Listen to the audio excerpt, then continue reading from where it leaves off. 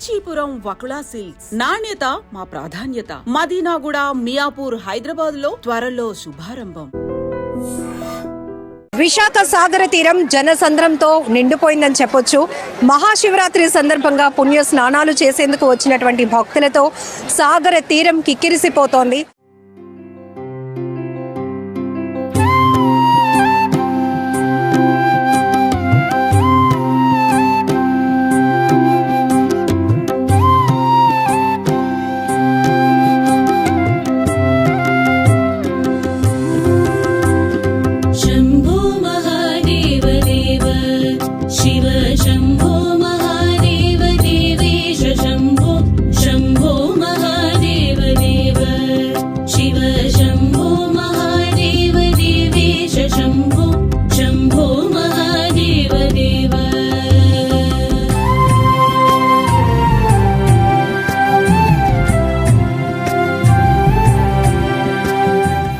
Appikonda beach, Yarada beach, Visakha beach, అలాగే Bheemili beach, Rushikonda beach, ఇట్లా సాగర తీరాలన్నీ కూడా పుణ్య స్నానాలు చేసేందుకు వచ్చినటువంటి భక్తులతో పరవశించిపోతున్నాయని చెప్పొచ్చు. సాధారణంగానే బీచ్ అంటే ఒక ఆహ్లాదకరమైన ప్రదేశం. ఇప్పుడు ఆధ్యాత్మిక వాతావరణంతో పూర్తిగా నిండి కనపడుతోంది. సో చిన్నపిల్లలు, పెద్దలు అని వయసుతో తారతమ్యం లేకుండా ప్రతి ఒక్కరూ కూడా పుణ్య స్నానాలు చేస్తూనే బీచ్ వాతావరణాన్ని చాలా బాగా ఎంజాయ్ చేస్తున్నారు. ఎక్కడెక్కడి నుంచో వచ్చినటువంటి ఇప్పుడు మనం చూస్తున్నాం ప్రయాగ్రాజ్ లో జరుగుతున్న కుంభమేళాలో ఏ విధంగా అయితే జనసంద్రం కనబడుతోందో ఇప్పుడు విశాఖలో మొట్టమొదటిసారిగా ఎంత క్రౌడ్ లో ఎక్కువ సంఖ్యలో ప్రజలు రావటం, స్నానాలు చేస్తూ ఉండటం, అలాగే టి సుబ్బరామరెడ్డి గారి ఆధ్వర్యంలో విశాఖ సాగర తీరంలో ప్రతి సంవత్సరం ఏదైతే మహాకుంభాభిషేకం జరుగుతుందో 40వ మహాకుంభాభిషేకం కూడా శివరాత్రి పర్వదినం పురస్కరించుకొని ఏర్పాటు చేయడం జరిగింది. 1,08,00,000 శివలింగాలను ఒకే చోట ఆవిష్కరింపచేసి అతిపెద్ద శివలింగానికి భక్తులే తమ స్వహస్తాలతో జలాభిషేకాలు, పాలాభిషేకాలు, పంచద్రవ్య, సుగంధ ద్రవ్యాలతో కూడా అభిషేకాలు చేసేటటువంటి ఒక మహాభాగ్యాన్ని కూడా భక్తులు విశాఖ తీరంలో ఒక అనుభూతిని పొందే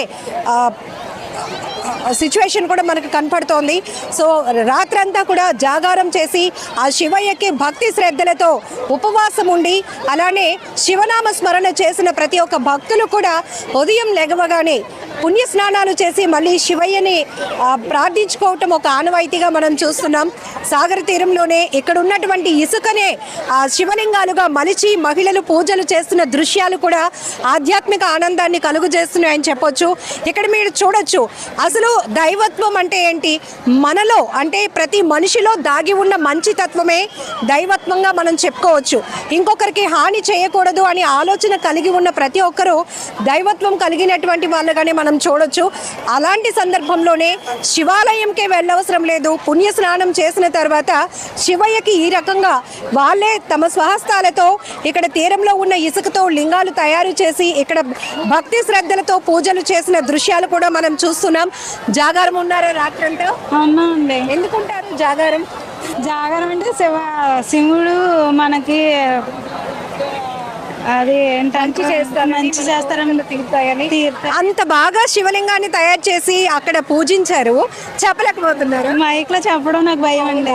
ఓకే పర్లే, మీకు తెలిసిందే చెప్పండి, ప్రాబ్లం ఏమీ లేదు. బాగా మాట్లాడాలని ఏమీ లేదు, కానీ మనలో ఉన్న భక్తి ఏంటో చెప్పండి. చాలు. అనుకునేవి జరుగుతూ ఉంటాయా? ఉంటాయండి.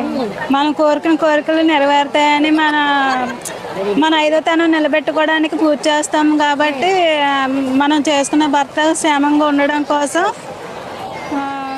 పూజ చేస్తాను. ఇంకేం చాలా బాగా చెప్పారు. మహిళలు అయితే తమ 5వ తనం బాగుండాలని, తను బాగుంటే భర్త బాగుంటే కుటుంబం అంతా బాగుంటుందనే ఆలోచనతో జాగారం చేసే వాళ్ళు ఉన్నారు. ఇంకా కొంతమంది తల్లులు అయితే పిల్లలు బాగా చదువుకోవాలి, ఫ్యామిలీ అంతా చాలా చక్కగా ఆరోగ్యంగా ఉండాలి, శివయ్య మమ్మల్ని జాగ్రత్తగా కాపాడు అంటూ జాగారం చేసి ప్రత్యేక పూజలు చేసిన వాళ్ళు ఉన్నారు. ఇక ఇలాంటి పెద్దవాళ్ళు అయితే పూర్తిగా బాధ్యతలు ఉంటాయి, కుటుంబ బాధ్యతలు. వీళ్ళు కూడా చాలా చాలా కోరికలతో శివనామ స్మరణతో నిన్నంతా కూడా శివరాత్రి పూజలు, జాగారం, పుణ్య స్నానాలు ఇవన్నీ చూస్తున్నాం. నమస్తే అండి, మీ పేరు? నా పేరు కేవీ రాజు అండి. మీరు చెప్పండి. అంటే మహిళలే కాదు అందరూ ఉంటారు, మంచి జరగాలని కోరుకునే వాళ్ళు అందరూ ఉంటారు కాబట్టి శివుడికి జాగారం ఉండటం, ఇలా పూజలు చేయటం ఏం చెప్తారు మీరు? మహాశివుడికి ఇంకేం కావాలండి, జాగారం. ఆయన ఏం కోరుకోడు, జాగారం మహాభక్తి. ఆయన ప్రసాదాలు ఏం కోరుకోడు, మహాభక్తులు.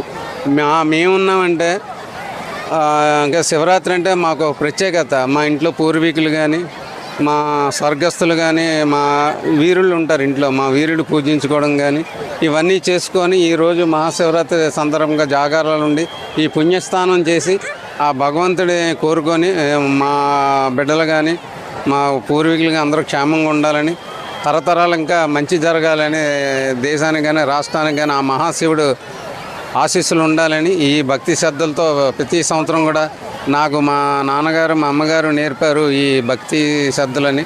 అలాగే నా భార్య పిల్లలు నా మనవడు పిల్లలు కూడా ఇదే భక్తి శ్రద్ధలు నేర్పాలని ఈ పుణ్యస్నానం చేసి వాళ్ళకి కూడా మన పుణ్యం అంటే ఏంటో భక్తి అంటే ఏంటో తెలపాలని ఈరోజు ప్రతి ఇయర్ కూడా మా చిన్నపిల్లలు మా మనవాళ్ళు చిన్నప్పటి నుండి తీసుకొచ్చి ఈ భక్తి శ్రద్ధ అంటే ఇలా ఉండాలని, అలాగే మా ఇంటికి వచ్చిన మా కోడలకు కూడా ఈ భక్తి ఇలాగ నేర్పి వాళ్ళు ఎడ్యుకేషన్సే వాళ్ళకి తెలుసు కానీ మా ఇంట్లో ఉన్న భక్తి వాళ్ళకి నేర్పాలని ఆ పరమేశ్వరుడు ప్రతి సంవత్సరం ఇలాగ వచ్చి ఆ భక్తి శ్రద్ధలతో జరుపుకోవాలని పుణ్యస్నానం చేసి ప్రతి సంవత్సరం కూడా ఇలాగ ఎక్కువసేపు పూజలు అవి చేసి శివరాత్రి జాగారం ఉండి తెలియని వాళ్ళకి తెలియపరుస్తూ ఈ భక్తి శ్రద్ధ అంటే మహాశివుడు ఈ పూజ అంటే ఏంటి అని చెప్పి తెలియపరచడానికే మా తరం కాకుండా మా తర్వాత తరం కూడా నేర్చుకోవాలని ఈ మహాశివరాత్రి పుణ్యస్థానానికి వచ్చి ఈ మహాకార్యాన్ని చేసి చాలా మంచి విషయాలు చెప్పారు పెద్దాయన.